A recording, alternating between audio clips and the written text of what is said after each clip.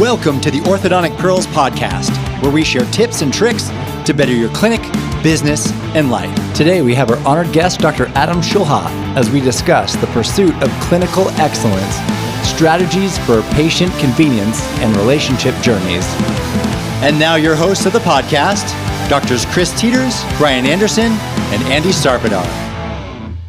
Welcome back to the Orthodontic Pearls podcast.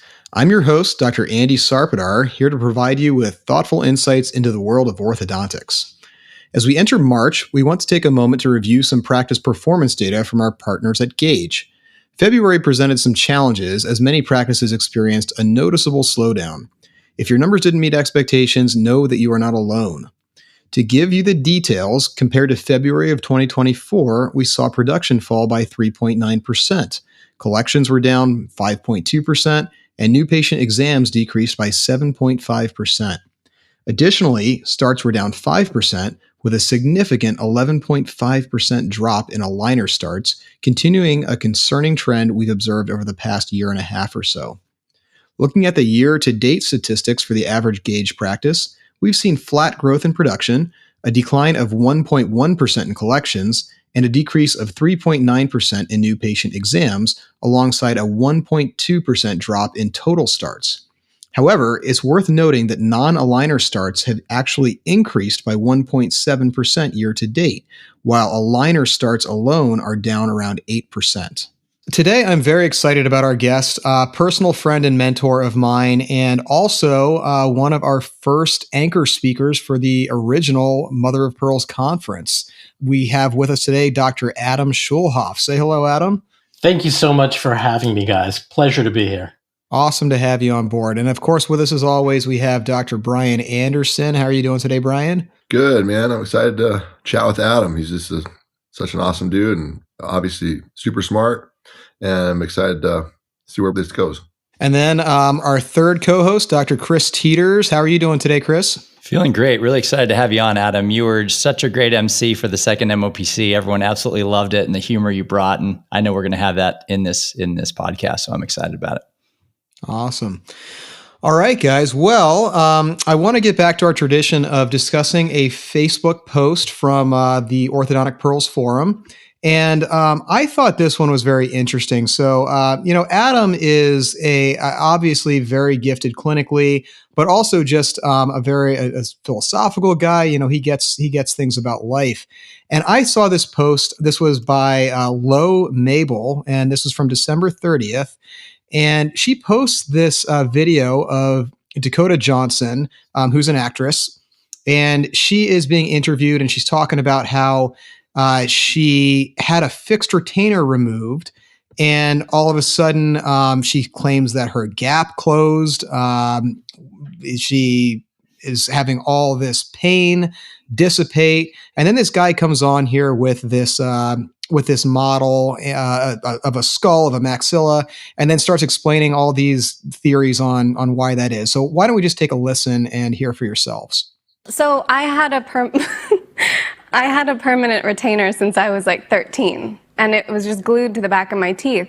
And I was having a lot of neck problems recently, so my orthodontist, she decided that it would be a good idea to take it off and see if my jaw sort of expanded, and it helped me, and my gap closed by itself. And I'm really sad about it too. So.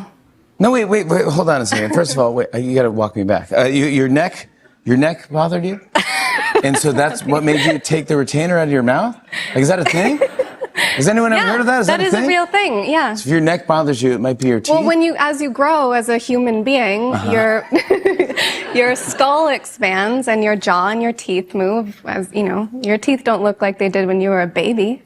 Okay, so Adam, what do you think is actually going on here? And critique this opinion here. Well, first I'll start off by saying that we go through our careers.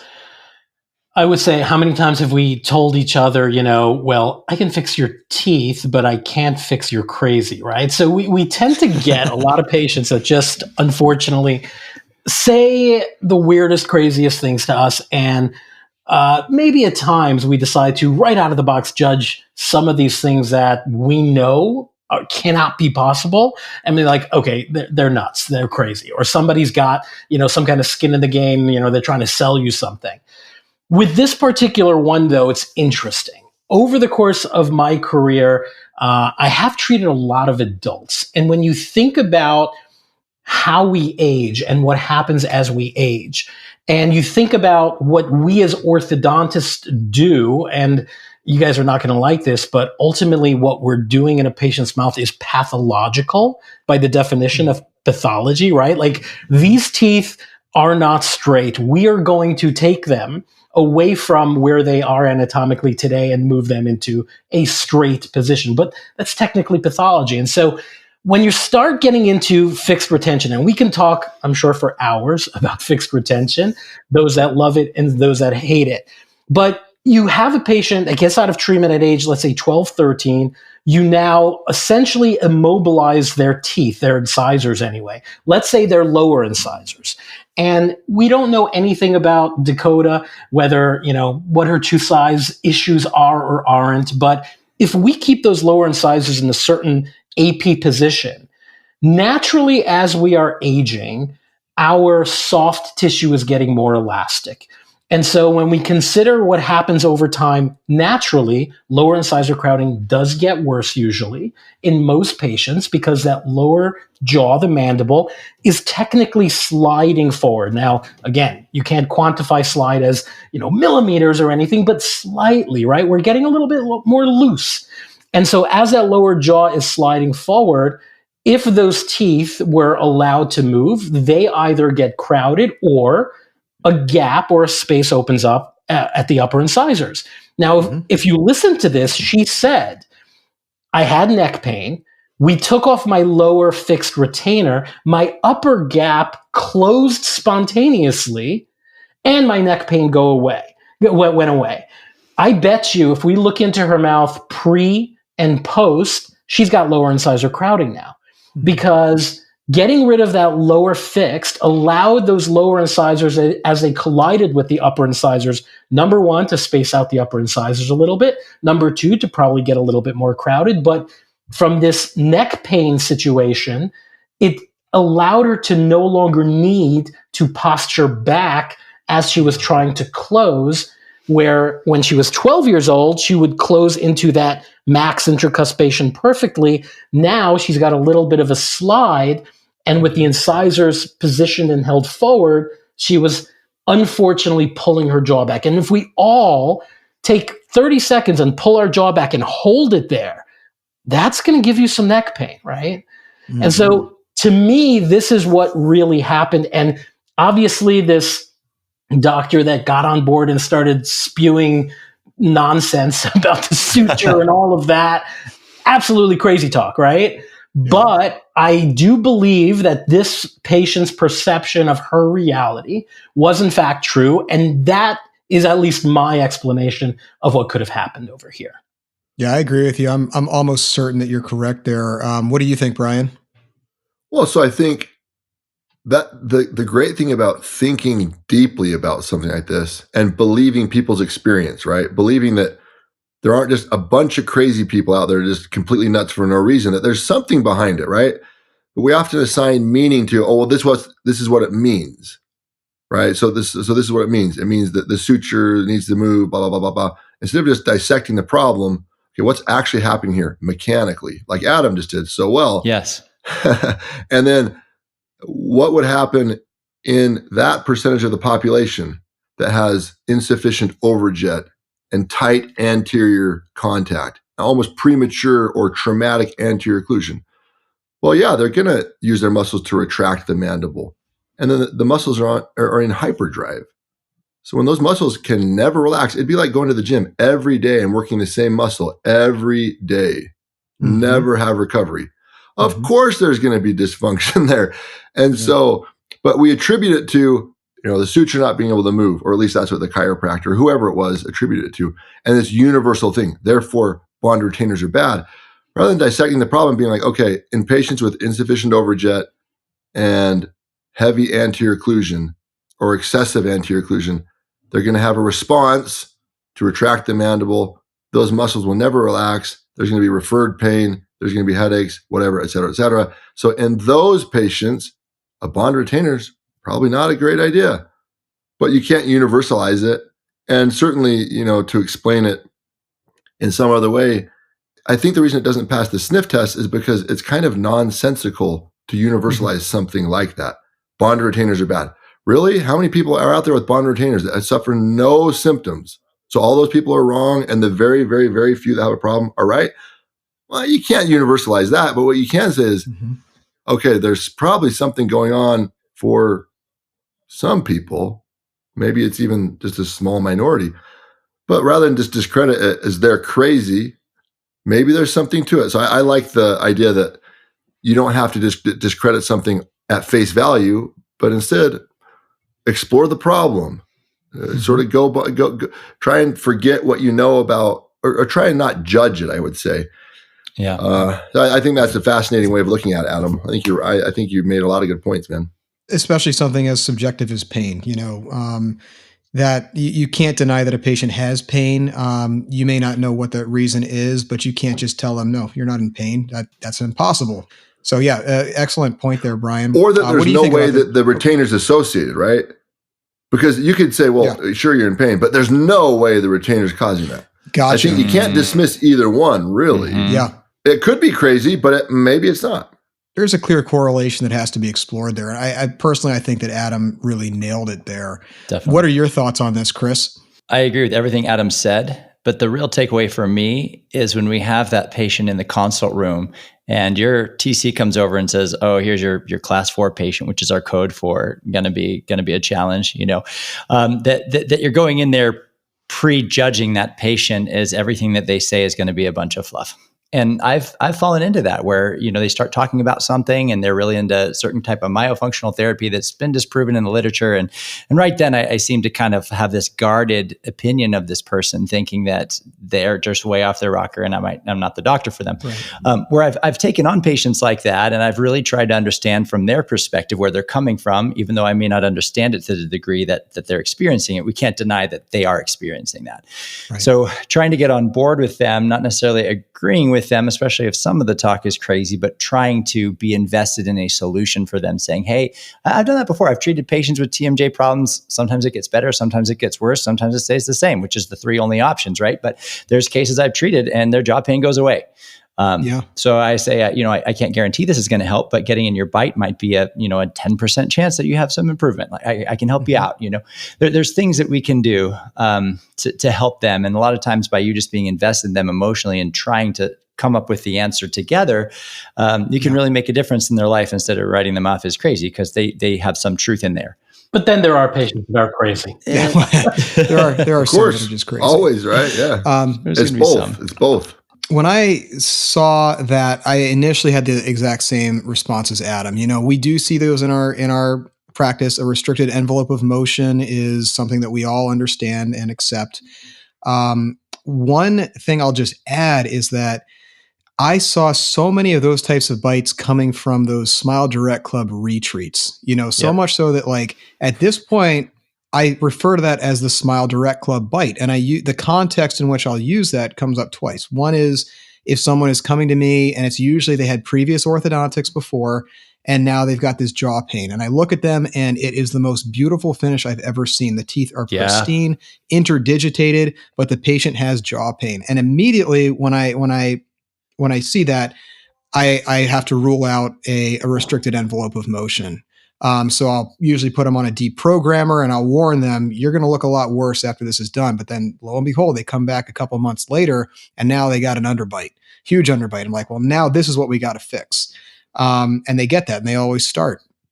The other context is when someone comes into my office with a diastema and they say, hey doc, I just want this closed. I don't need your whole treatment. I don't want to do bottom braces. I just want to close the gap on top. I don't want you to give me this expensive fee. Just, tell me how much it is just for those 2 teeth. And I look at them and they've got 0 overjet. It's no room to move that back. So for those of you who are not orthodontists, an overjet is the it kind of you might think of it like overbite. So it's the way that your top teeth stick out beyond your bottom teeth. And a certain amount of that is actually healthy. You want to have some overlap. And in fact, there are some philosophies of treatment that will intentionally leave extra overjet to anticipate some late mandibular growth. That's the lower jaw growing forward a little bit. So what I'll explain to them is that whenever we're closing up space, your teeth are going to move backwards a little bit. And if I just move your upper teeth backwards, you're going to see you're going to hit those bottom teeth. And thankfully now there's enough literature out online, in discussion groups about Smile Direct Club botched cases. And this is the most common issue that they had, is that they just indiscriminately closed upper arch only. And now you develop this interference. You restrict the ability of the lower jaw to rest where it naturally should rest. And then you get this tension. You have to hold your lower jaw farther backwards than it's supposed to be. And like Brian was saying, that's like constantly flexing a muscle with no relief. No wonder you're going to get some pain up there. So then that's my way of explaining to them, as simple as this looks on the outside, it does require a full treatment, because we actually have to move your lower teeth first before we're even able to move your upper teeth and close that gap. I actually start that conversation by saying, sure, I can close that gap. I can get rid of that space. Where do you want it? Do you want it here? Do you want it here? Let me know. Yeah. No problem. Yeah. And then we kind of get into that, because then they start thinking about those teeth almost on that arc.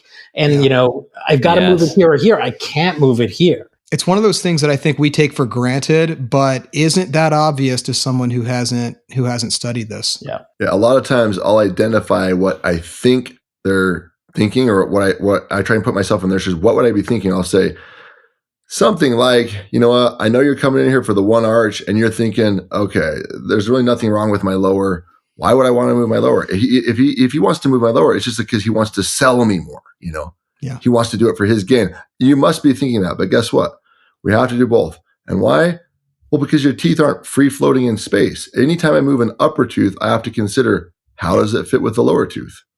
And so if I move the upper teeth only, all of a sudden I'm taking something that's been coupled over time, that's nestled in, that's settled in, that's kind of, our bodies compensate. So I'm taking something that's in balance, basically in equilibrium, and I'm only moving one of those things.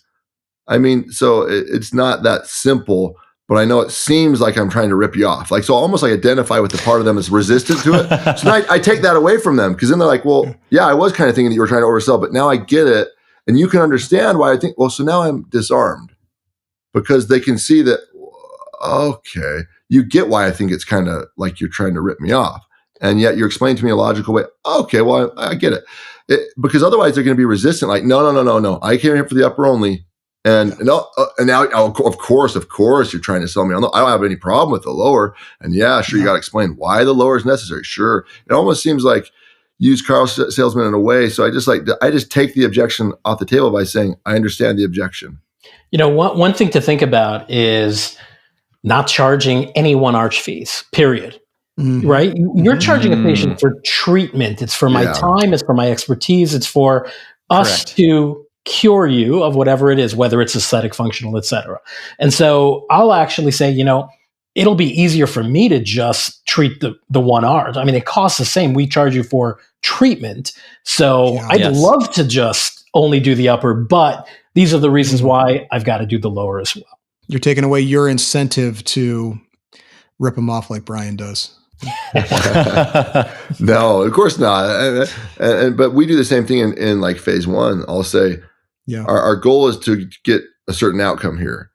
And if we need to add lower braces, we will. If we don't need to, well, then gosh, it's just a hygiene concern. If it's not going to benefit, your son or daughter later, then it's just a hygiene concern. So, but we charge the fee for the treatment. And if they need it, I'll add it. And if we don't need it, I won't.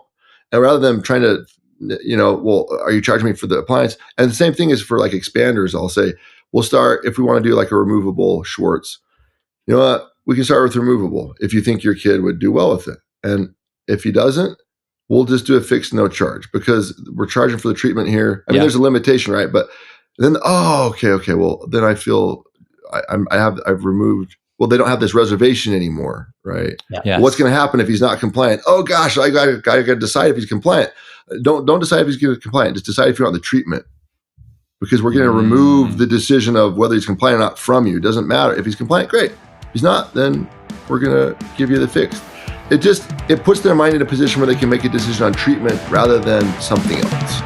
If you're an orthodontist that wants to connect with over 500 colleagues, hear over 30 of the best speakers in orthodontics, and see 50 of the most cutting-edge exhibits, have a chance to win some of over $70,000 worth of prizes, including a trip to Kauai, and enjoy the absolute best parties in orthodontics, you won't want to miss the 7th annual MOPC, the Mother of Pearls Conference, coming this October 9th through 11th. We're going big for our 7th year by renting out the Astronaut Memorial Foundation at the Kennedy Space Center in Cape Canaveral, Florida. This is the hub for NASA, where they train more astronauts than anywhere else in the world, and SpaceX launches occur all the time. We toured the campus, and let me tell you, it's like the Disney World of space, with theme park attractions, actual space shuttles, interactive exhibits, and real astronauts. On top of the best speakers, we'll be having our world-famous Friday Night Pearls party under the Saturn Apollo 5 rocket, with dinner, drinks, space-themed activities, and live music from the world's only all-orthodontist band, Relapse. Early bird prices are about to go up for every 100 tickets sold and have already gone up twice. Be sure to register today with your team at orthodonticpearls.org to get the best price for the best conference in orthodontics. Plus, we are the only conference with worry-free registration. If anything comes up and you can't make it for any reason, you can transfer your registration to next year's conference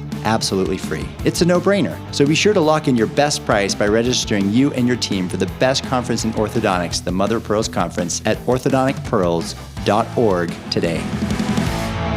Well, Adam, you have a very unique business background. I first met you when you were speaking for 3M, and you came to the Columbia residence and taught the incognito system, which I think is still kind of niche as far as lingual systems go. Like, not too many are providing that. So you've always been an innovator. Nowadays, I know you've started up Grin, which is a remote, I call it a remote monitoring service. I think you had a different term for it. What should we refer to Grin as? I call it a patient management system because we do so much more than remote monitoring. It's really virtual care and so many other things. So we've got our practice management software and we've got our patient management system. Okay. Patient management system. Very cool. And I know that's something that's becoming very popular as well. And when we were talking earlier, you mentioned how you've had practices on either end of the socioeconomic spectrum, so to speak, and how that product has worked in each of those settings, maybe in some surprising ways. And, I will say, Grin's not a sponsor or anything. There's no conflict of interest or anything. We're just here to discuss it, but I just find this stuff fascinating. So tell us a little bit about your experience in both those types of practices, how you even got into that, and then what sort of systems you're using to make these different business models work. Sure. Okay. There's a lot there. First, it's interesting that you brought up incognito because I've got to take a second and say rest in peace incognito. They actually just shut it down yesterday, unfortunately. Really? So after all these years, actually it's very, very utilized still in Europe. But you guys probably know 3M spun off a new company. Their healthcare division is now Solventum. And as such, certain things, get left in the dust. And Incognito was one of them that they decided to shut down. I'm still using Incognito in my practice, and it still drives or has been driving significant adult patient population. And obviously, there's a lot of new cool lingual products out there. I can say at this point, none of them are as accurate and none of them are as robust as Incognito.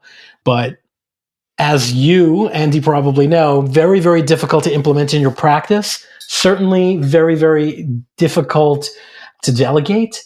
And so back in the day when we would have a team and that team would be your team for 10 years plus, right? It's totally not like that anymore. And we can talk a lot about HR and staffing in the world that we live in today. It's a lot more difficult to do anything that's more technique sensitive because every time you have to spend extra time training a team member, and now you can lose that team member. All of that has to come into consideration of anything that you implement in your practice, right? That was a huge reason why we stopped doing Lingual in my practice, is because I ended up having to do all the adjustments because, no matter, there's some marketing claims out there, but the fact of the matter is there's no lingual system that your average assistant could just come in and do cold turkey like they could with traditional braces or, nowadays, even aligner systems. Yeah. You definitely have to, again, in I'm going to call them the old days, it wasn't as much of a problem because your team stuck around a lot longer. Lately, you have to be so good about, staff turnover from a perspective of training and educating and making sure that, the incognito guru isn't just one team member, because if you lose that one team member, you're really shit out of luck, right? So it does get more and more difficult. But on the flip side, right, with everything that is a little bit more difficult, there's a lot more reward, right? So when we talked earlier about not charging for one arch versus two, you're charging for the treatment. When it comes to lingual, we charged a lot more for lingual treatment, regardless of the tool that we used. And we got it because if it's something that adults want, then they'll pay for it, right? And generally, you're not treating children with lingual. But getting back to your question, and I'll say first a little bit about my background and what you were meaning by practices at different ends of the socioeconomic spectrum. When the day I graduated, I had already, for the prior 9 months, been building out an orthopedo practice. So as you know, I went to Columbia like you did. I graduated in 2003, I believe. Stop doing the math. So I see you guys, you're like, oh shit, he's old. So I actually had a buddy of mine who went to Monty for pediatrics. And so 2003 to open up an orthopedo was something that everybody was telling us, you're absolutely insane, right? You're biting off the hand that feeds you. What, are you serious? Nobody's going to refer to you.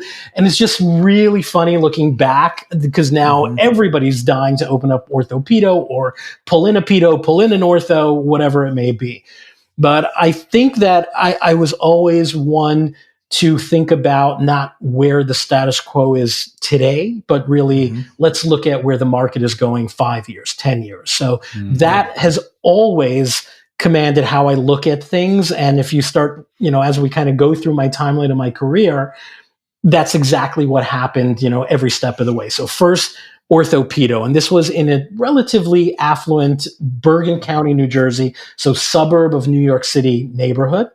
And then a little bit later in life, as this orthopedo was really taking off, I opened up a practice in New York City, and we'll talk about that in a second. And then Andy is referring to now a couple of years back, about 5-6 years ago, my partner and I were looking a little bit more north of our Bergen County practice in Rockland County, New York. And there was a huge issue with access to care, truly, from a socioeconomic perspective. As you guys know, Medicaid New York is not very good.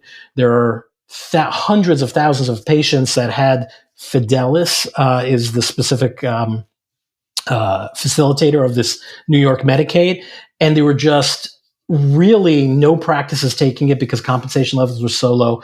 And if we were thinking about opening up a satellite, we're like, maybe we should do something to give back. We have this many years under our belt in building a quality practice. Maybe we can take some of that. And even though we know Medicaid forces you to increase your volume, maybe we can keep that quality of care. And, we can definitely talk about what happened there. But just to go back to the pedo ortho practice, and, I know, Chris, you're part of one, and Brian, and the reality of opening up from scratch an orthopedo today is a great idea. Back then, the thing that I missed was that I opened up with a pediatric dentist that was also opening up from scratch. So, day one, you've got 3-year-olds coming, 2-year-olds coming, and, I know some of our colleagues like doing early orthodontic treatment. I wasn't going to touch that.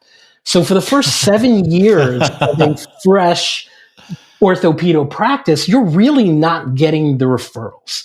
I mean, yes, you can hit up the family, but usually if there's an older sibling, then they're already in a practice of a pediatric dentist and they're not, right? So normally this is 2- and 3-year-olds that are the eldest in this family. And so you really have to look outside of your pediatric referral base for that, that delta of time. And that's where, remember, this was 2003. Invisalign had just hit the market. It was a terrible tool at the time, or it was a combination of being a terrible tool and we just did not know how to move teeth with plastic. And so I really started gravitating towards, well, what market can I tap into that I can start generating some traffic through the practice? And that was naturally the adult population. So that's kind of why early on I started looking at Lingual. Plastic wasn't yet where it needed to be. I wanted specifically to tap into a population that my pediatric partner was not, because what I was betting on was come 7 years down the line, where suddenly the pediatric population in the practice is aging to ortho, I already have a significant foundation of patients, and that's where things really, really take off. And that's essentially what happened. So just, as a takeaway for those that are thinking about orthopedo now, ideally, if you can find a pediatric dentist that's already been open and maybe initially, and it's tougher and tougher because a lot of them are thinking already day one of bringing in ortho. But if they can, spend a couple of years building and then bring in the ortho, I think that is truly ideal. So as my adult population in this pediatric practice started growing and growing and growing, a lot of these adults said to me, we love you, you're great, but we work in the city. And we're leaving work early or going into work late in order to come here.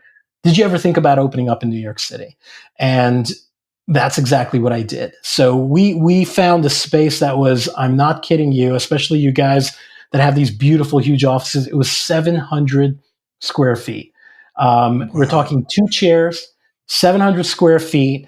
It was East 69th between Lex and Park, so a really nice, what we'll call neighborhood of New York City. Andy, I know you know it well. And if I was going to open up in the city, even though I had these patients from New Jersey that were there during the day working, I knew I had to get in with something really, really niche. And that, of course, was Lingual, and that, of course, was adult treatment. So I truly built this practice as an adult-oriented practice. Obviously, when these adults would say, hey, could you treat my kid? The answer was yes. But we primarily went after the prosthodontists, the high-end cosmetic dentists as referrals, and direct-to-consumer marketing. And this was in the early 2000s, where not a lot of people were yet doing direct-to-consumer marketing as a practice owner. Obviously, the Google keywords and everything else that goes along with it. And that's really how we grew that practice there. Within 2 years, we were already surpassing what we were doing in the much, much larger practice in Bergen County, New Jersey. So, we can dive in terms into of volume, production, or both? So not volume, but production. Yeah. So we were, we'll call it a boutique practice because that makes me feel good about the 750 square feet. But boutique practice, very, very high-end fees so that, we were treating with aligners and Lingual, mostly Lingual at the time. And again, mostly adults where you can command that fee. And it actually was the secret sauce for many, many years. And the reason that, you talked earlier about the different things that I jumped into. So looking at where the market was going, I was looking at where the adult market was going, where the orthopedo connection and market can go. Living the world of being an orthodontist in New York City, right at the time that Smile Direct Club went live, was really my inspiration for Grin. So we know Grin as it exists today, but back then, circa 2017. So I'm like just optimized on Google in New York City. You have Smile Direct Club's first scan shop going where? Do you guys know? In Soho, Brooklyn, in New York City. Soho, okay. It was in Soho. Yeah, that was their first scan shop ever. And it was amazing because we all saw the press conferences where they were talking about access to care. And then they dropped their first location in Soho, right? Yeah, that's exactly everybody. What just, an underserved community. Exactly. Manhattan. The underserved all shop in Soho, for sure. Yeah. So yeah, they open up in Soho. They start really maltreating patients. Patients get on Google, adult orthodontics NYC. Where do they land? My chair. So over 2017, we saw, now remember, two chair practice, 2 days a week. Just in that year, just from Smile Direct Club and Candid patients, we had 367 consults, which for such a small practice in that kind of area was unbelievable. Yeah. And every single one of these 367 were Smile Direct Club or Candid. Wow. Either they were going through it and having a terrible time, or they had gone through it and, exactly what we were talking about before, Andy. Lower incisor just flared out to accommodate for the crowding, slamming into the upper incisors, diastemas happening, traumatic occlusion happening, all of the above, right? And we were all yelling and screaming, like, how can we let this happen? The AAO's got to do something. The ADA's got to do something. The FDA's got to do something. I turned to these 367 patients and I said, I will give you a discount on treatment, but I want you for market research. I want you to fill out this form. So we did a questionnaire and we did some interviews as well. So I was essentially collecting qualitative and quantitative market research. And it was all about their experience with Smile Direct Club, why they chose Smile Direct Club. And after all of that, it came down to what we all know now. It was convenience. It wasn't even cost. Yeah. So remember, this is New York City. It wasn't cost. City, It was convenience. And no matter how much we scream and yell, at the end of the day, if this amount of patients are being lost to that solution because they feel that we are not convenient, then we are doing something wrong. Right. Yeah. And that's really the way I looked at it. And I said to myself, what can we do to start, we care about patients, we care about their treatment.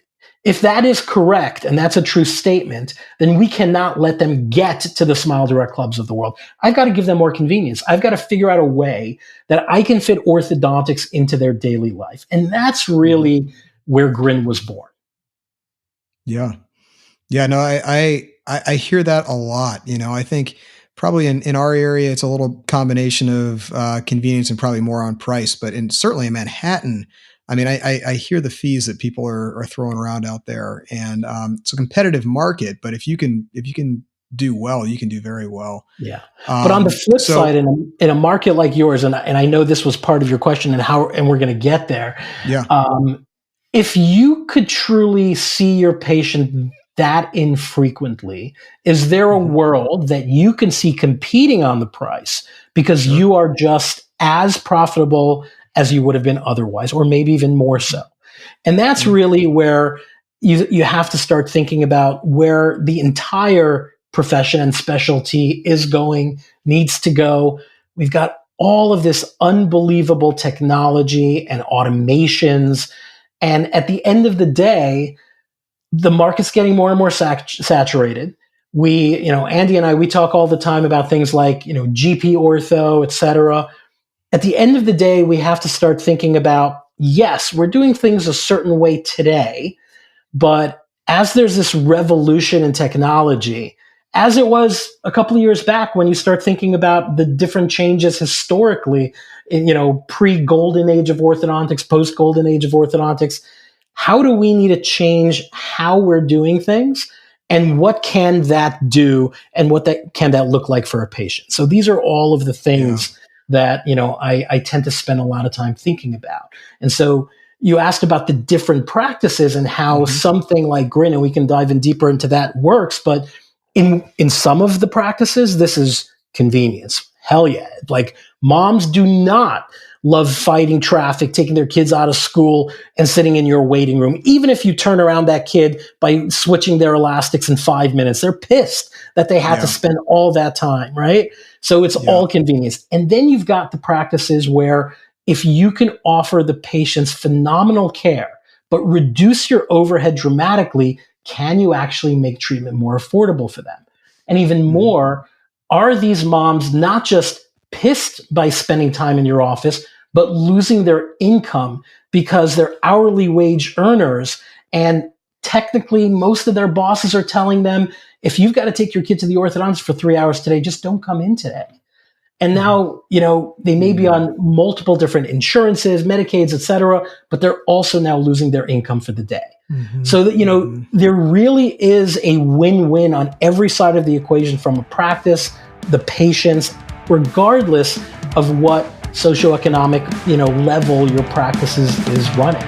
If you're an orthodontist that wants to connect with over 500 colleagues, hear over 30 of the best speakers in orthodontics, and see 50 of the most cutting-edge exhibits, have a chance to win some of over $70,000 worth of prizes, including a trip to Kauai, and enjoy the absolute best parties in orthodontics, you won't want to miss the 7th annual MOPC, the Mother of Pearls Conference, coming this October 9th through 11th. We're going big for our 7th year by renting out the Astronaut Memorial Foundation at the Kennedy Space Center in Cape Canaveral, Florida. This is the hub for NASA, where they train more astronauts than anywhere else in the world, and SpaceX launches occur all the time. We toured the campus, and let me tell you, it's like the Disney World of space, with theme park attractions, actual space shuttles, interactive exhibits, and real astronauts. On top of the best speakers, we'll be having our world-famous Friday Night Pearls party under the Saturn Apollo 5 rocket, with dinner, drinks, space-themed activities, and live music from the world's only all-orthodontist band, Relapse. Early bird prices are about to go up for every 100 tickets sold and have already gone up twice. Be sure to register today with your team at orthodonticpearls.org to get the best price for the best conference in orthodontics. Plus, we are the only conference with worry-free registration. If anything comes up and you can't make it for any reason, you can transfer your registration to next year's conference absolutely free. It's a no-brainer. So be sure to lock in your best price by registering you and your team for the best conference in orthodontics, the Mother of Pearls Conference, at orthodonticpearls.org today. One thing I think is interesting about this is we're seeing the intersection of the liberal way of thinking, like the Smile Direct Clubs of the world would be the liberal way, like, well, let's push the envelope. Let's do something different. Let's do something that we haven't done before. The way it's being done is not a good way. There are flaws in the way it's being done, right? And a conservative view of, no, this is the way it's been done. There's a reason for doing it this way. There's a reason for doctor oversight. The reason that we should see patients, actually evaluate patients physically, right? And so I think we're seeing that, okay, the only liberal way doesn't work, and the only conservative way doesn't work. And so it's just a reminder to us that, God, why do we keep doing this in our country, where we continue to think somehow that you can be just this way and you hate the other side, or you can be just this way and you hate they're stupid and they're stupid. It's like, it's always merging. And that's what's happening now. Good in the extremes, right? Like, everything in moderation. Exactly. And that's like where okay, you need these liberal thinkers. Hey, we could be doing this differently. There's some flaws in the way we're doing this. There's some drawbacks. We gotta change things. And there's also wisdom in there's a reason why we've done it the way we've done it for a long time, because it has to be done this way. On some level, to some degree, it can't not be done this way. And so it's, of course, you have the Smile Direct Clubs folding, and then, different systems saying, hey, we're not going to do direct to consumer anymore because that doesn't work. And we're coming along from the conservative side in this debate or in this problem, saying, maybe we should start monitoring patients more remotely. Maybe we're kind of inconveniencing patients. Maybe, but of course there, to be fully balanced, there are some moms that probably actually like taking the kids to orthodontics because they just, there's just some quiet for 30 minutes where they can sit in the waiting room and they can read a magazine, honestly. So there are those too. I mean, it's not all convenience, or right? Stare at Brian Anderson for 30 minutes. And you're chiseled like a Grecian god. You don't need all these fancy tools. Your girlfriend, Brian, was a former patient, was she not? Yeah, she was. She was. Yeah. Point That's taken. what I thought. That's right. That's why Grin won't work for Brian, is because his face and the biceps. Well, we can totally get his face in there. That's Let's do it somehow. It's funny you talk about conservative liberalism. So in 2003, when I opened up my practice, I had an older orthodontist in the neighborhood that unfortunately had to go to the hospital for a couple of weeks, and he asked me if I can, see his patients for a little while. This conservative versus liberal conversation was one we then subsequently had, because he was treating all of his patients with BEG at the time. Right. And, he had certain philosophies that he saw as the only way to treat patients. And if you tried these, it becomes a cult. Yeah. But in other words, we are not anything new in this world. Like, there is nothing new in this world, right? Like, Right. you go talk to some of these 70 and 80-year-old orthodontists and talk about what some of the, back and forth arguments were in their time. And, even straight wire. There were so many orthodontists that felt that if you were a straight wire doctor, you were a shitty mill practice, and you were just slapping brackets on kids' teeth and letting the wire do its, So it's just interesting how things tend to, in some ways, come full circle, and we have to kind of figure out on what side of it we are. Oh, well, always. There's always a tendency for tribalism, and the ego, especially collective ego, is always going to see things in black and white. So it's always going to split. Okay, we're right, they're wrong. So we can't be partly wrong because we're right. So we have to be all the way right. So therefore, we can't see any viewpoint that's not ours, and we'll defend everything, every attack. Well, there's no change there. And of course, we've seen that on the Facebook groups. Yeah. We've seen that play out on the Facebook groups, right? Sure. Where it becomes, we're protecting the profession. No, we're protecting the profession. Of course, the liberal thinkers would say, if we don't do this, we're going to die.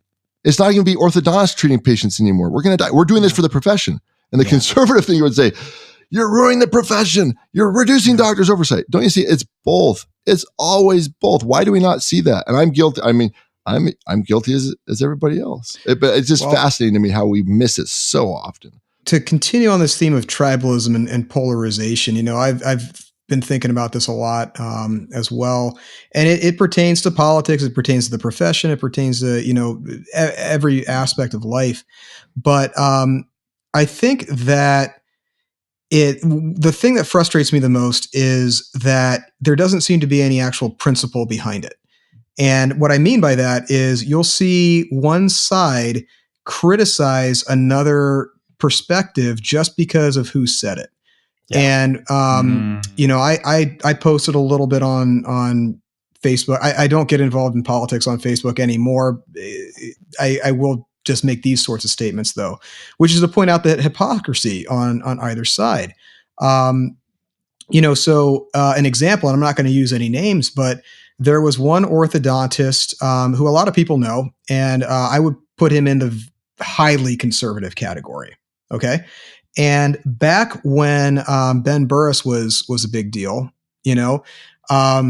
I think a lot of us, Ben Burris came into influence around the time that I graduated, around 2013, because he had all the Facebook groups. This was before Orthodontic Pearls.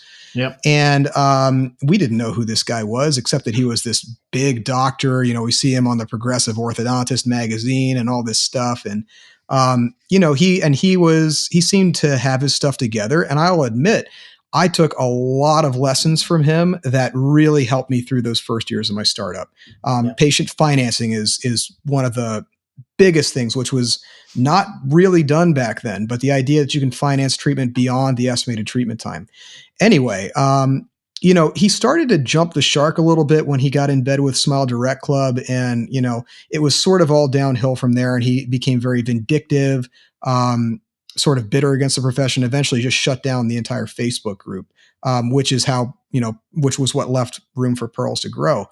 But anyway, back when Burris was starting to become a controversial character, I would challenge him online, which was like heresy back then. He ran the Facebook group, so you had to be very, very careful because he would kick you out and you'd be blacklisted.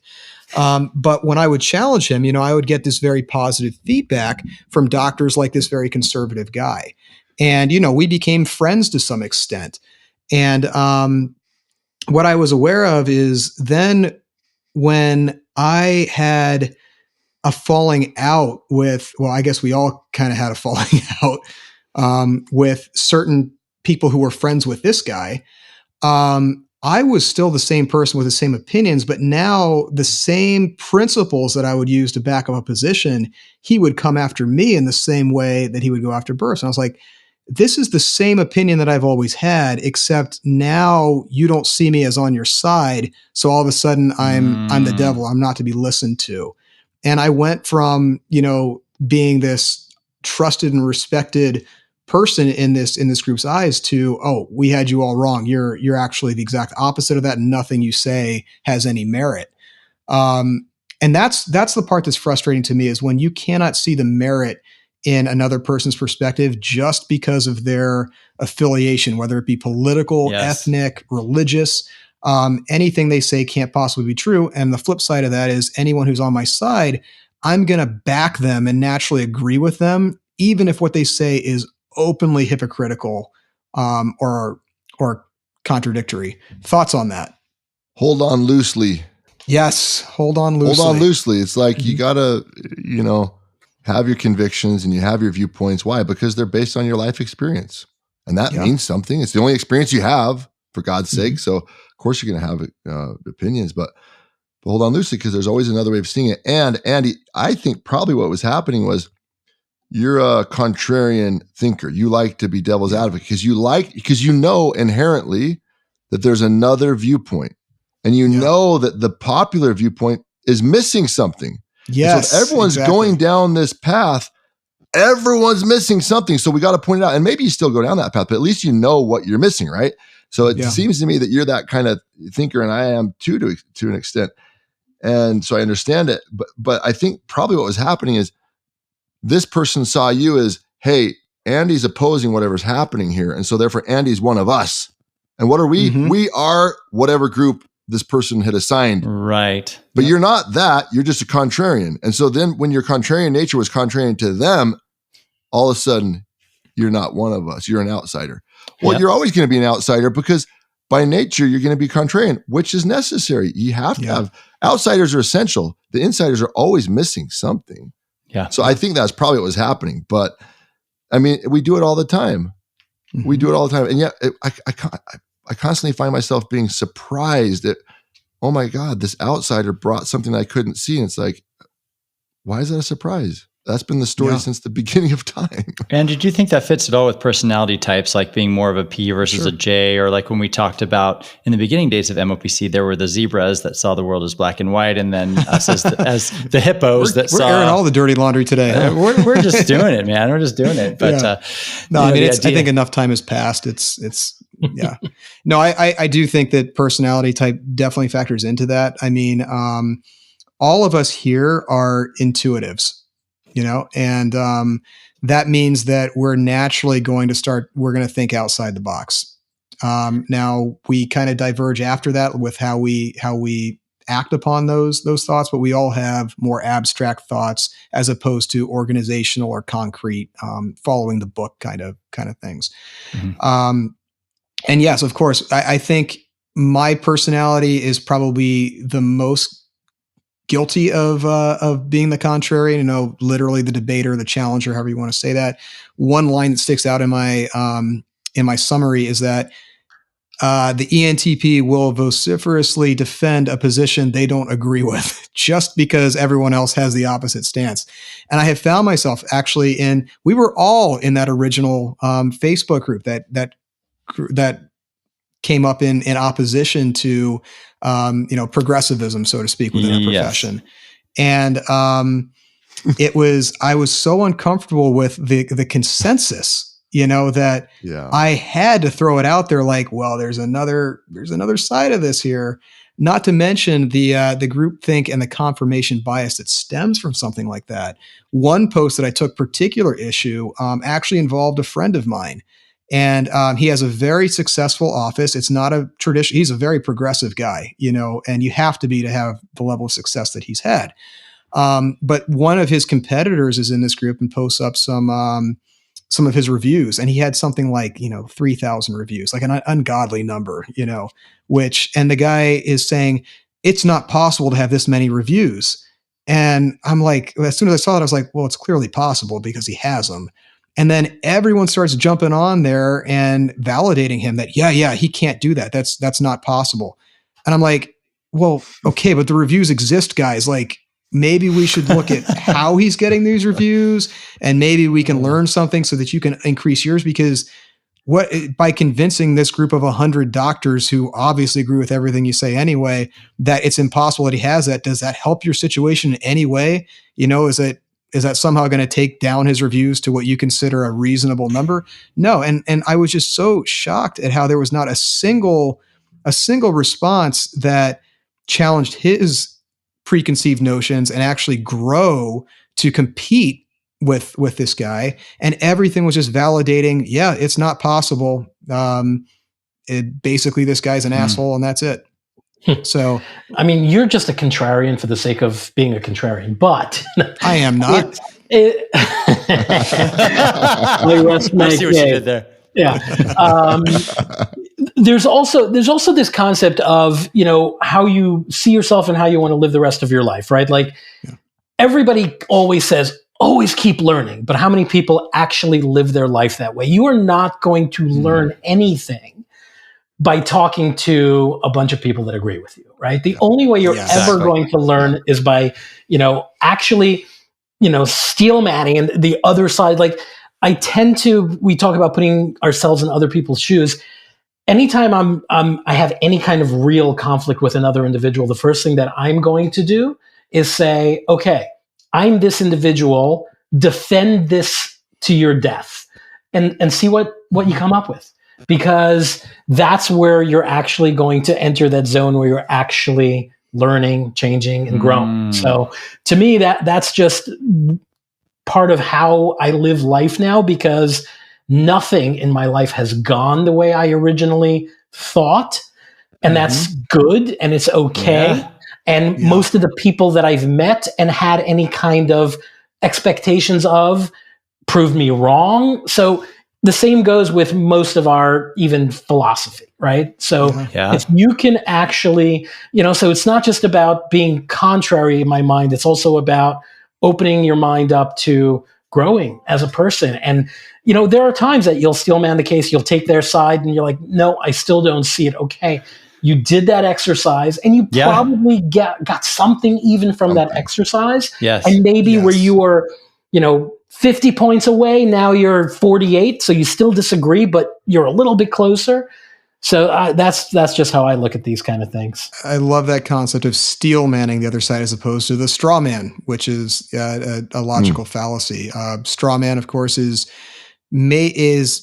twisting the opposing viewpoint into one that is easily countered, but is not actually reflective of the argument they're making. And we see that not addressing regularly. the actual issue. It morphs so gradually that you almost don't even perceive it unless you actually trace it back to the beginning. Oh, sure. Yeah. When we're having these debates, arguments, conversations, if the opposing view is listening to argue, I'm done. It's just one volley and I'm out, because you're never going to get anywhere. You know yourself and you can steel man their case and you can look at it that way. But if they're only looking to debate and not actually looking to listen, you're not getting because it's a challenge of energy. Yeah. It's not to reconcile, right? It's to affirm something else, some ego boost or something, right? Well, so Adam, I have a question. So you talked about how, I was fascinating hearing about your journey in terms of how you started with the pedo and there's not much ortho and you're going to have to wait. And so what do you pivot to? Well, you pivot to adults, people that are ready now. And then of course you're pivoting to adults and then you're learning lingual. And so then you're teaching lingual. And then, you're known as the king of lingual, right? I just thought that was interesting to hear how your experience shaped you. And then of course you talked about being with adults. And my question is, how do you think having a practice with a heavier population of adults changed you as a person, right? Because I imagine for example, the steel man thing, I bet having a practice with more adults would almost force you to do that, because otherwise you're going crazy. Otherwise you don't have many yes men or yes women in an adult practice. You have way more with teenagers and kids, right? Yeah. Yeah. So it's an interesting thing. I tend to overthink things, but hopefully in a positive way.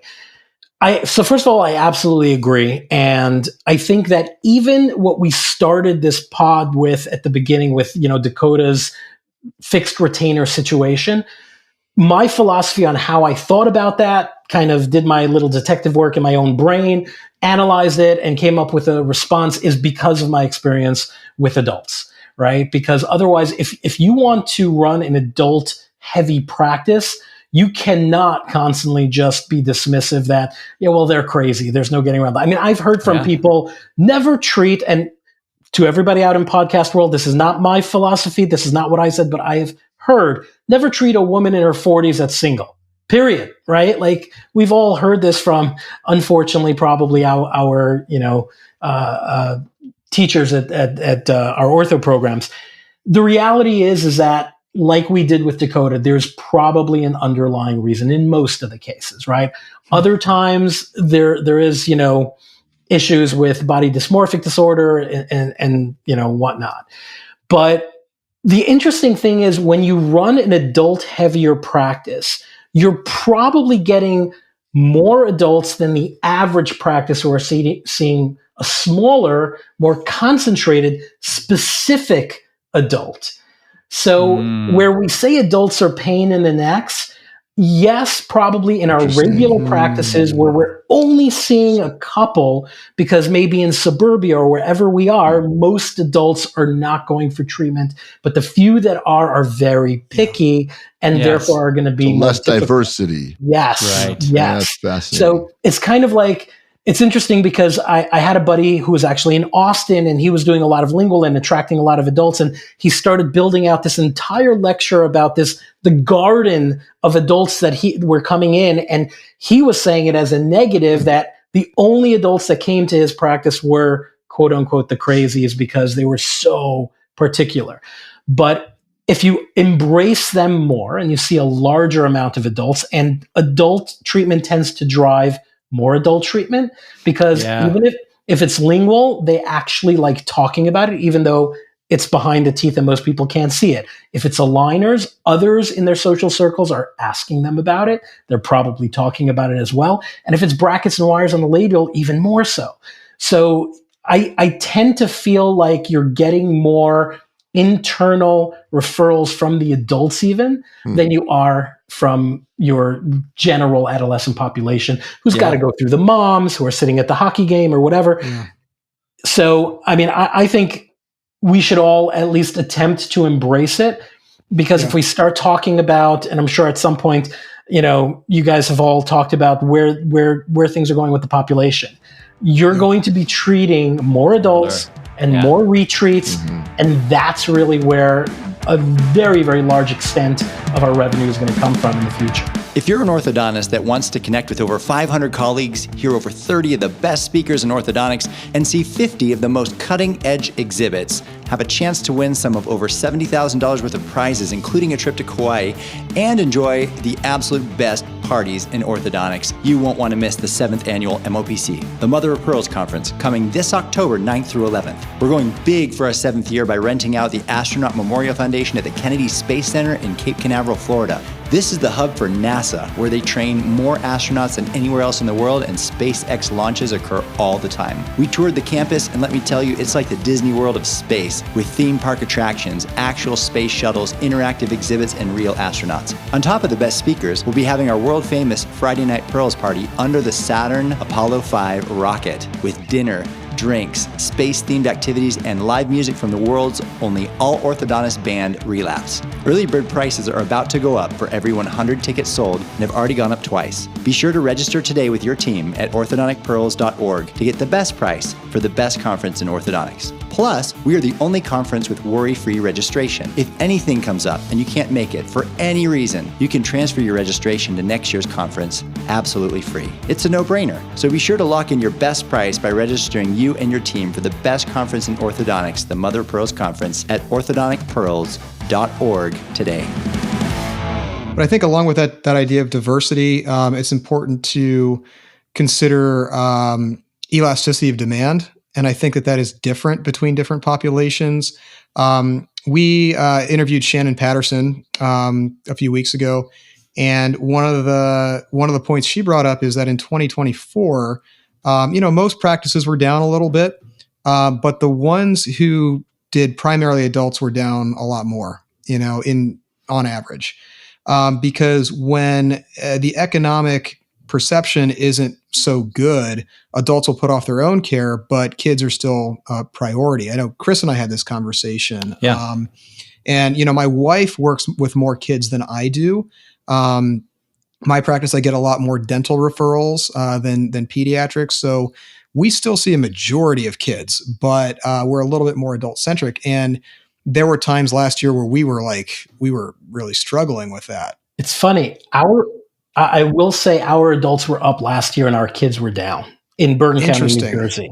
Yeah. Huh. Yeah. So what I noticed is, and I don't know if, Shannon spoke about this at all, but obviously election years, and I've been through a couple of these cycles already Absolutely. where I see it. Yeah. And now you're seeing it come back, right? Okay. Yep. Trump wins. Some people cry, some people cheer.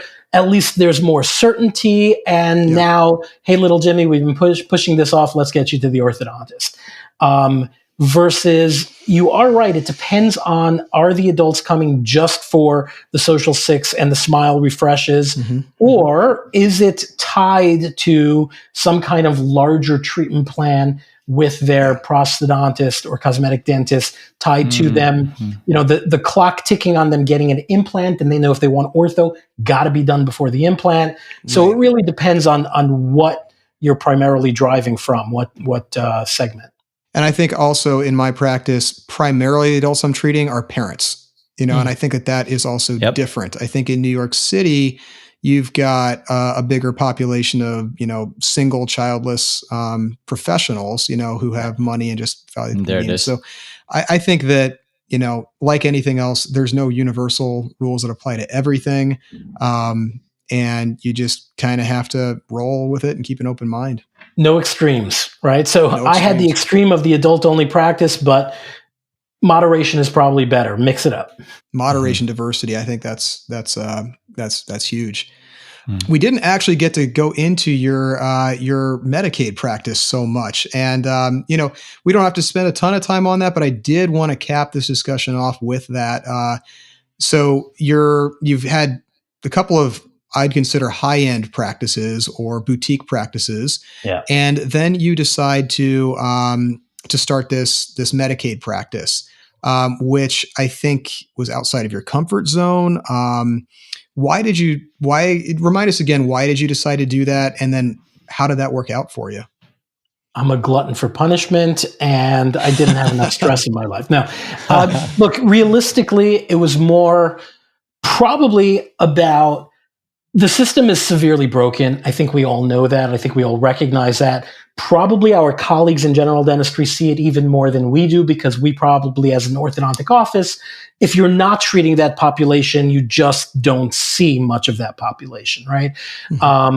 But the reality is that there are so many kids out there that need help. And, we can dive into what severity of care really Medicaid should cover and shouldn't cover. But we know as orthodontists that outside of just function, there are so many social aspects to how people perceive you based on, your smile and, the things that go along with it.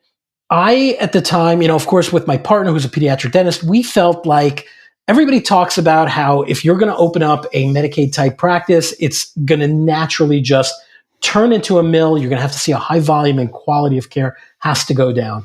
We felt like we can do this and actually keep a certain level of quality of care, above the bar, where we can actually give these kids the kind of care that they deserve. It'll obviously be very different than some of our other practices, but of course, take that kind of compensation. I can tell you that the system is broken enough that it is not possible, at least not in New York, right? And not as much on the orthodontic side, but I got a really deep glimpse into the pediatric side. And, there's a huge concept now, especially on the medical side, of value-based care. I don't know if you guys have heard about it yet within dentistry, but everybody is trying to move towards value-based care. Right now, we are so far from it that the reality is that Medicaid dentists, at least in New York State, are compensated for the wrong things.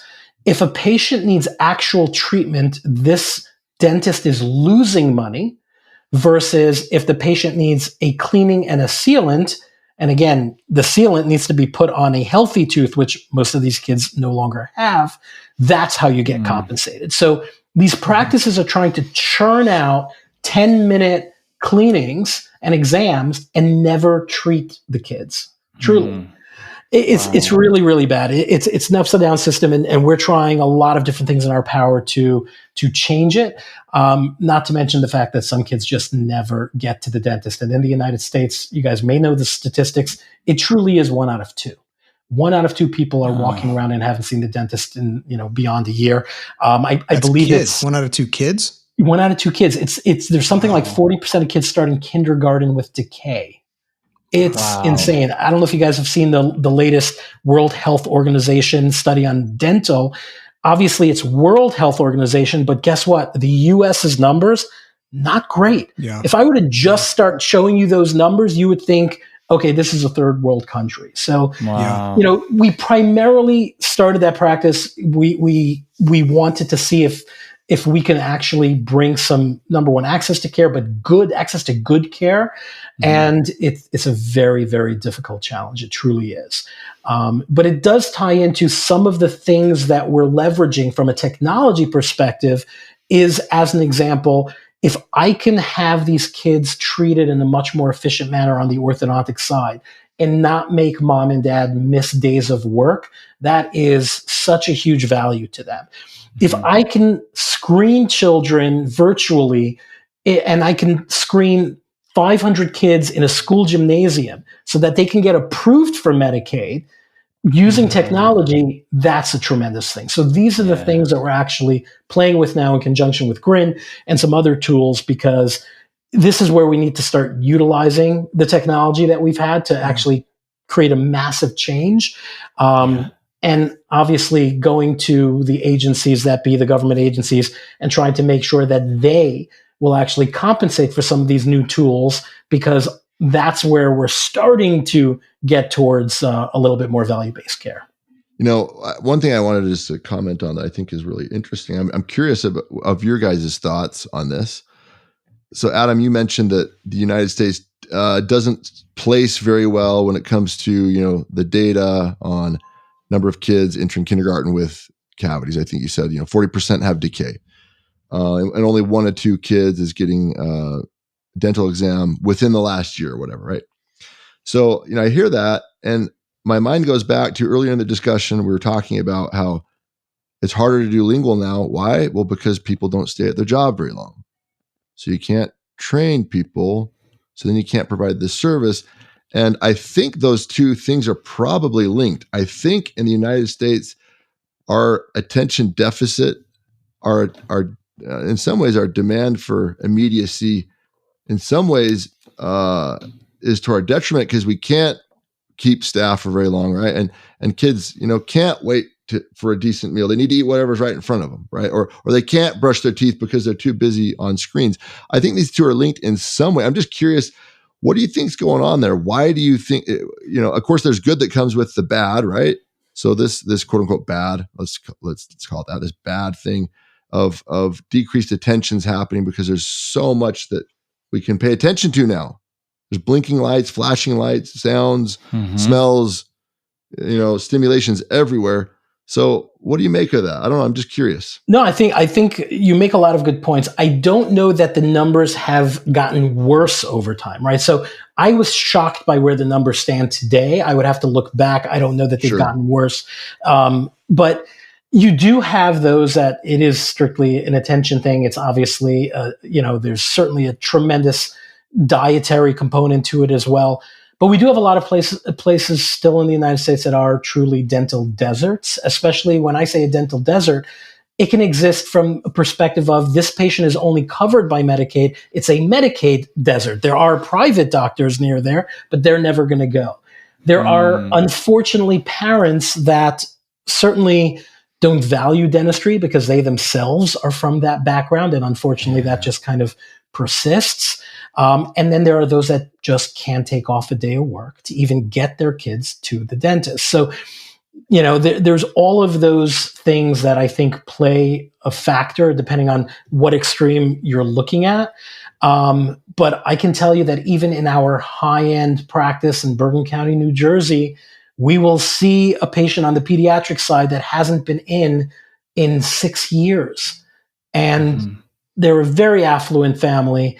And yes, there's probably a lot of the components that you're talking about from a perspective of attention, value. It's not important. It's not a priority. Mm-hmm. We're just so overloaded. Like we're trying to cram so much into a day. And I get like efficiency is amazing, right? I'm all for it. We need to be more efficient. But at the same time, I think we need to balance it out that what are we trying to be so efficient for? So we can have more time to do something else more efficiently. So then we can have more time to do something else more efficiently. Like at some point, there's a balance to be struck there. I think that's where, like we need to be more, certainly more convenient than we have been. But I think that's why doctors I think that's why this stuff is going through doctors now rather than direct to consumer, right? Yeah. I want to finish up our discussion with a topic that I think we all have discussed independently. So when I was in dental school, I'm sure we've all had that instructor who told us the secret to happiness is one house, one practice, one wife, and no boat. Right? Did anyone hear some version of that? Yeah. Yep. One spouse, one right? house, We're all one familiar practice. with that. So, Adam was sharing a little bit of his background. And, Adam, tell us a little of your personal history there and what lessons you have learned from your own journey through relationships. Yeah, sure. So I grew up Orthodox Jewish, so I'll start with that, which right away that, can start putting to our, in our listeners' mind, they're already starting to shade some of this in. So I grew up Orthodox Jewish. I actually got married. My first marriage was at age 20. I had known my ex-wife from when I was 16. I was the rebel, right? So in Orthodox Judaism, depending on what level you are, modern Orthodox or not so modern Orthodox, the sexes are segregated. I went to an all-boys high school and elementary school, never was allowed to hang out with girls. So I was the rebel. I met her somewhere near summer camp, even though I was in all-boys summer camp. We met up near the summer camps and we started going out. And when my parents caught wind, they were like, we don't do this dating for fun thing. You've got to get married, right? Like it's either get married or break up. And so essentially I got married at age 20. And talk about, I still don't feel I'm a whole person, but talk about you're 20 years old. I was in college at the time, but, I was thinking about dental school at the time. I was thinking about being an oral surgeon or something. But I knew nothing. I knew next to nothing. And even more importantly, next to nothing about who I am. Mm-hmm. And that is not a way to enter into any kind of marriage for sure. Anything that is a life decision and should be, forever and ever.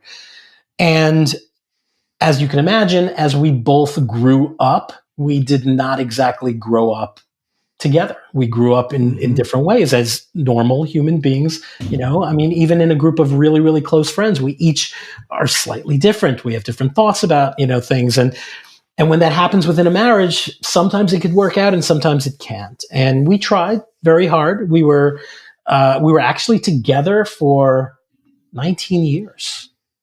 Yeah, we were together for 19 years. And the last 9, we were in therapy the entire time.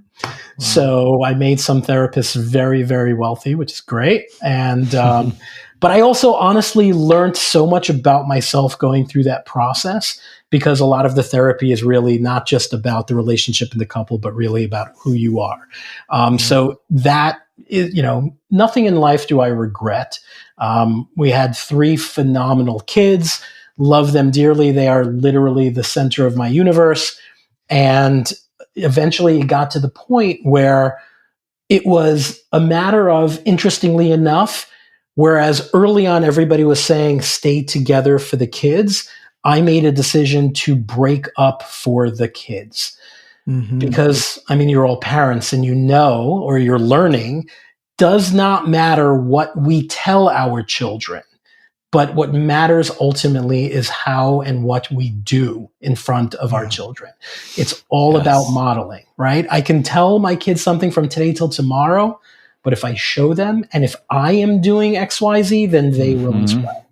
Yes. And so this concept of staying together for the kids is the most venomous thing that any couple can do.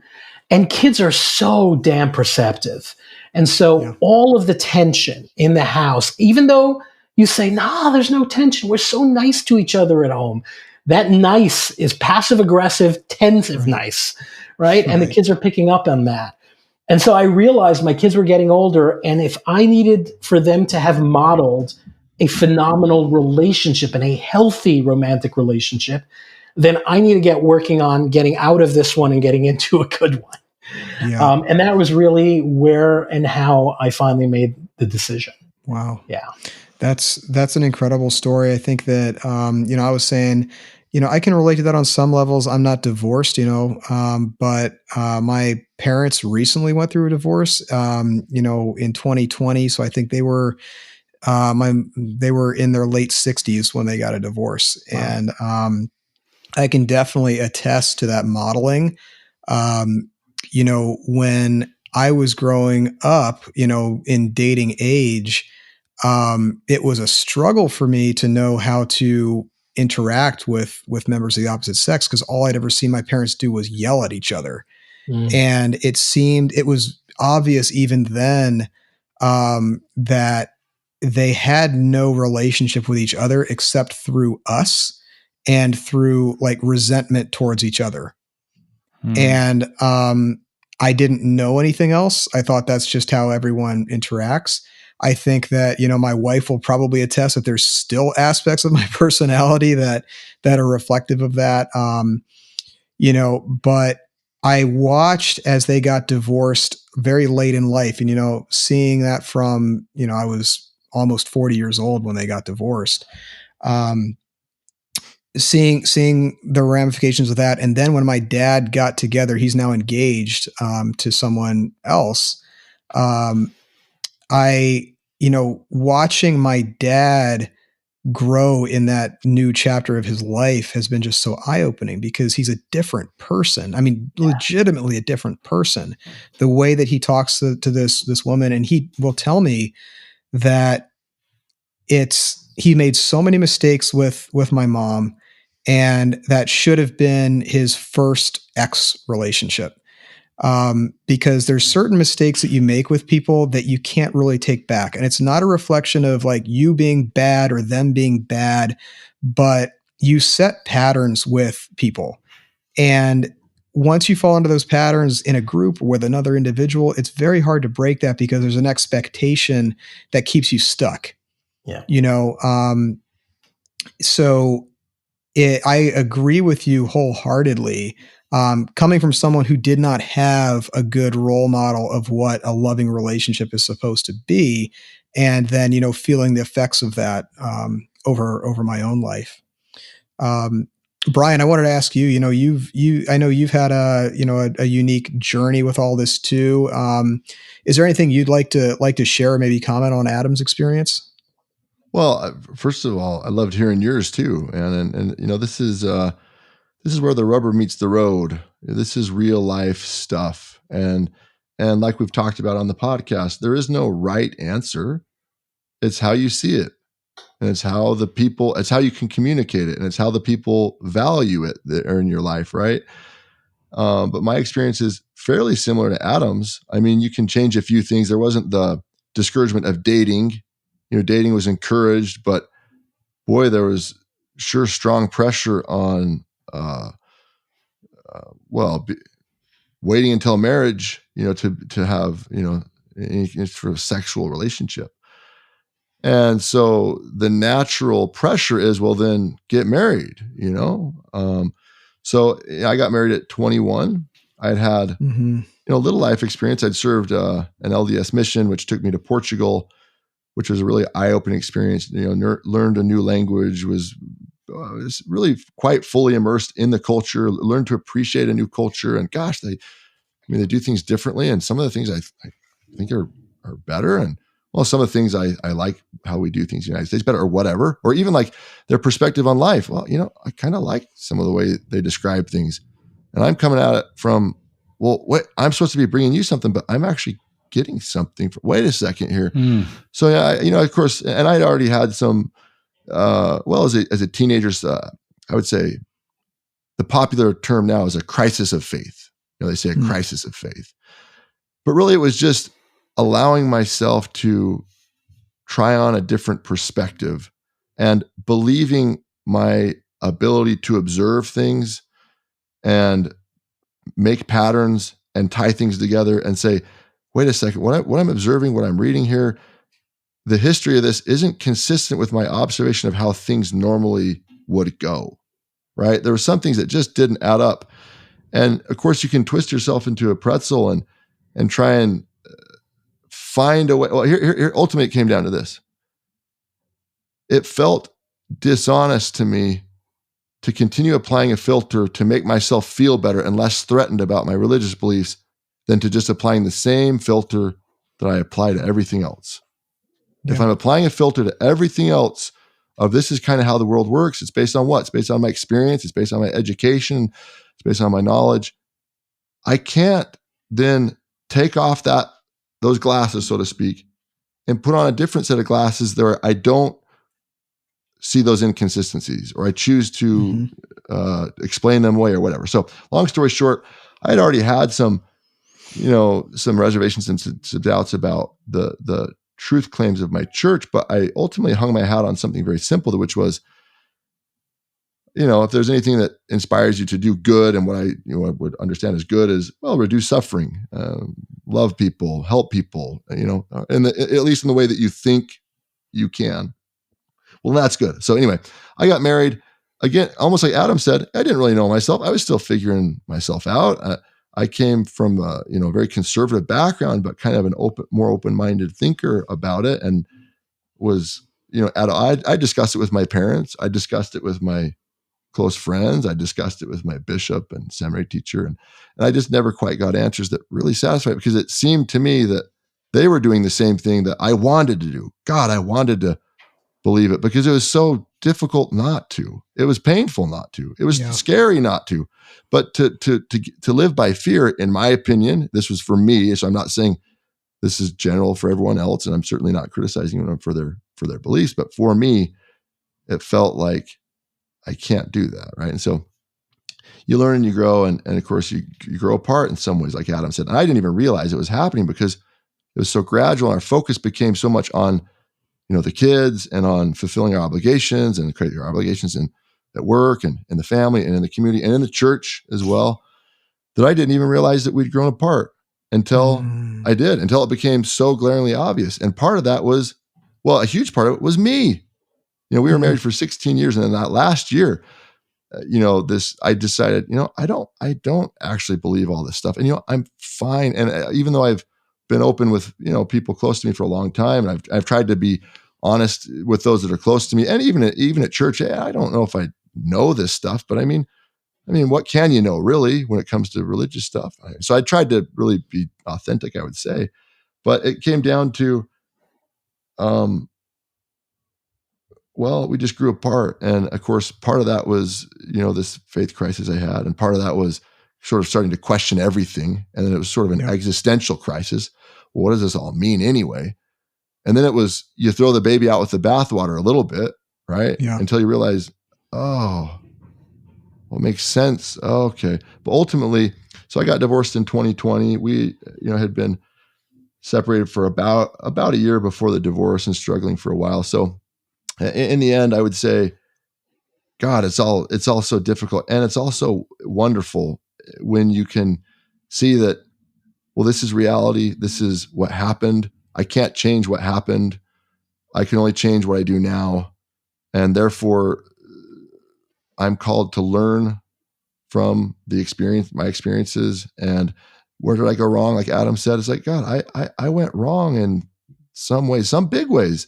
And of course, some small ways. And for a while, I blamed myself exclusively. But then, of course, the more I learn about myself, the more fallible I understand I am, the more I realize I'm like everyone else. The more I realize, oh God, no, it's always two people. It's always two people. And I'll bear mine what I'm to bear, and I will acknowledge what I'm to bear, and I will carry that because I should. And I'm also only going to carry mine. And it's never unilateral. And so you forgive yourself a little bit because you carry a burden that really you shouldn't carry, and you realize you're responsible for you. And so for me, it is a journey of self-discovery that I mean, do I wish I could have done some things differently? Of course I do. But can I? No. Am I grateful for it? Yeah, I'm damn grateful for it. And ultimately, I feel like it's made me a better person. To me, better would just be, I have more compassion and understanding. Why? Because I can have more empathy. I'm less self-righteous. Before, it was almost like, well, I checked all the boxes. All the boxes. And so therefore, really, there's no blame for me to carry because, hey, look, I've got this great track record here until I didn't. And then you think, God, it was never about checking the boxes. That was the wrong way of seeing it. It was about being a whole person. And well, I suppose that's why David, in the Bible is sort of the quintessential whole person. He sort of had lived a whole life. And in some ways that, the sort of more conservative, judgmental, self-righteous would say, well, he sinned. Yeah, he did. And there's still a lot more books after that. And there's still a lot more wisdom. And probably the wisdom stuff rather than the hero stuff. He slew Goliath. Well, we love that because that, is this ego triumph. He slew the Goliath. But probably his more prudential, wisdom-filled stuff probably came after his fall, so ultimately, of course, it's a mixture of experience. It's sorrow, it's sadness, it's denial, it's pain, it's longing, it's excitement, it's rebirth. It's all these things, and it's an experience all the way around. But and of course, I hope that everyone's marriage can work out if that's what is supposed to happen. Mm-hmm. And if you're working at it, and hey, two people like Adam, you mentioned you don't have arguments when you realize the other person's not there to reconcile. God, I've learned that the last several years that what's actually happening here? Are we having a conversation to reconcile? Like, do we want to be closer together or do we want to be right? And I've been on both sides of that. And of course you want to blame the other person. Well, if you're doing it, then you're doing it. Yeah. If you're engaging in it, then you're also doing it. So it's like, I learned to say, what's actually happening? Well, it seems like the other person has a need to be right. And therefore, this isn't even a discussion. Yeah. And therefore, I don't want to participate. Why? Because I have finite energy. I really only want to invest my energy in productive, fruitful discussions that are going somewhere. But it's so hard. You get baited, and I still do. And of course, my ego flares up until you realize, I don't have anything to prove. I don't need to be right. In fact, I'm probably wrong about a lot of stuff, but I feel comfortable with who I am, and I feel comfortable with how I'm trying to do things at least. And that's it. Well, Chris, you're still on your first marriage. Man, I hate to come in here and say Morgan's going to kill me for that comment, but no. I think it's perfectly fine. Tell us, like, what do you see as the keys to staying together? I think for us, and like you said, I think people either grow together or they grow apart, and every marriage has challenges. So I don't think we can sit there and say that it's all, fun and games and easy, because the beginning of our marriage was tough, but we grew closer together in the battles over time.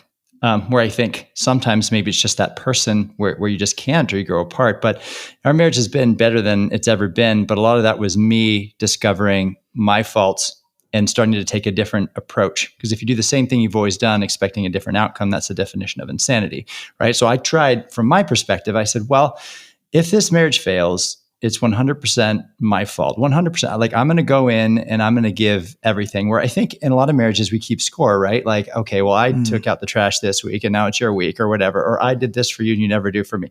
But if you go into that, then you have a transaction. You don't have a relationship. So I look at Morgan as part of me. Like, if it makes her happy, it makes me happy. And that has been an absolute key. So I go in with this 100-0 principle. Like, I'm just going to give everything to this thing.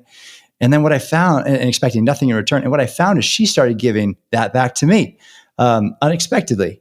And that was a huge part of it, is where I used to come in thinking about, I do my part, you do your part, but really just giving everything to her, like loving her, finding ways to value her. And when we have debates, and I learned this from you, Andy, it's like, do I want to be right or do I want to win? And by winning, meaning winning for the marriage. Winning for us, hearing her, listening to her, understanding where she's coming from, and not just denying her to try to arrive at what to try to win. So our marriage has been better than it's ever been, but it wasn't always that way, and it's definitely heading in the right direction. So I think if you have someone that can grow with you, and you're growing together, I think it's worth fighting for. But if you've been after it for 19 years, Adam, I get it. Like it's time to pull the plug at some point, you know. And I say we struggled for a couple of years, and then it started going up. So we're planning to be together for the rest of our lives, and I pray that is the way that it always is. I love what you just said about giving 100. It's funny because that's something that also came up in therapy, right? Like we go into something thinking it's 50-50, it's 50-50. If you each give 100, there's a world that you both get 200, right? Like it really does work out that way, which is phenomenal. And by the way, just, I want to say very quickly after, my divorce, very quickly, within 2 years, I met Michelle. We went out for a number of years. We've been together now for 7 years. It is unbelievable and phenomenal. And the one thing I will say that I've learned over all of this, and there's so many different little nuanced things, but part of it is, to some of us listening, maybe marriage isn't the do-all, end-all, but especially growing up as an Orthodox Jew, it is sacrosanct, right? It's just when something in your life that is like your entire life implodes and you never could imagine yourself on the other side, and now you're on the other side and you're like, you know what? We dread things that we probably, again, absolutely keep your marriages together, and that is the number one, great thing. But I'm taking this away from marriage into everything else in life, that we're so scared of certain things happening. But so what? There are so many things that you will survive, you will get through, you'll come out on the other side, you will learn, you will grow, and probably be even stronger. So, it just taught me a little bit of a life lessons about a lot of the anxiety we put on ourselves for something not to happen, or something that has to go a certain way, because otherwise your life is over. And it's so not like that. When I think about, all of this comes from pearls, right? So if I think about the one life pearl that I have learned, is that the one thing in our lives that cause us 99% of the pain is expectations, period. Yes. Expectations of what our life needs to be, expectations of other people. If you could just get rid of expectations and, we say go with the flow, but truly, at least, even if you're not going with the flow, but embracing whatever life throws at you, and then looking at that and saying, I'm going to make this as nice and shiny as it possibly can be. Yes. That to me is how I'm living my life now, right? But get rid of all expectations from a relationship perspective, a practice perspective, a life perspective. That's at least what I took out of all of this, and has certainly dramatically changed the way I see things, the way I do things, the way I interact with everybody around me. Well, I'll say this, as far as expectations go, that would be my piece of advice. My wife always tells me that the secret to our marriage is that she has no expectations. For good reason. Come on. No, but I think what's so interesting is when you can view life as a teacher, and frankly, your enemies, or those people that most vex you, those are your greatest teachers. Why? Because they're revealing what your values are. Because you're not getting it. You're not getting this value, whatever it is. Because I'm whatever you think, they're not giving it to you, and so it's making you question if you think, am I this thing, or is life this way, or is my conclusion about this correct? And when you realize, it's because I lack confidence in what my beliefs are, or my assertions are, or my values are. So then you have to double down on, they're not the problem. What's the problem is my lack of confidence in whatever thing.